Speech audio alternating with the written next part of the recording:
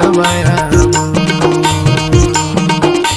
सावन के पानी और रानी के माया तोर मीठी बोली याद रवाया।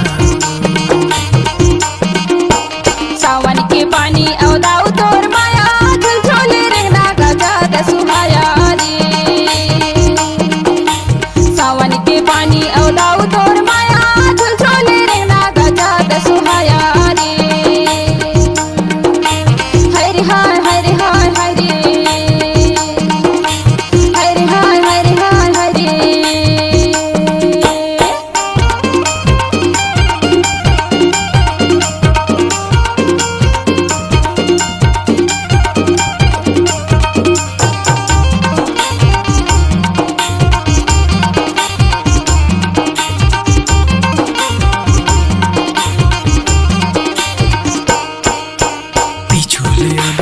आगुले आए है आगुले आए हाय है रो। पिछुले आगुले आए है आगुले आए हाय है रो। दाइयो दादा लते हैं जनवाए तोर मीठी बोली बुझा दे रवाया। सावन के पानी और रानी के माया तोर मीठी बोली बुझा दे रवाया रे।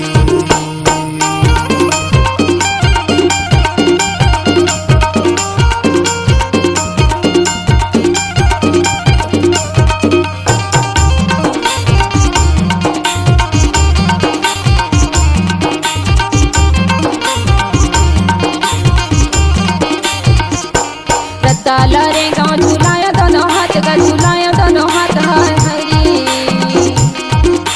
रत्ताला रे गाँव झुलाया दोनों हाथ का झुलाया दोनों हाथ हाय हरी।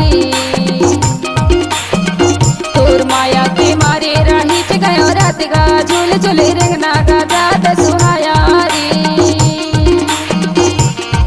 तोर माया के मारे राही च गयो रात का झूल झूल रंगना का जात सुहाया रे।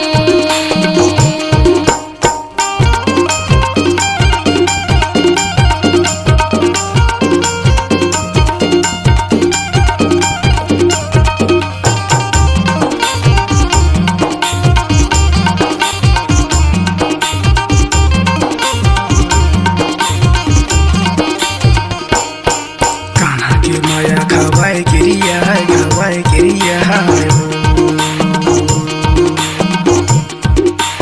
कान्हा के माया खवाए गिरिया है। तोर बिना अन्न सबर नहीं है वो तोर मीठी बोली बुझा दे रवाया। सावन के पानी और रानी के माया तोर मीठी बोली बुझा दे रवाया।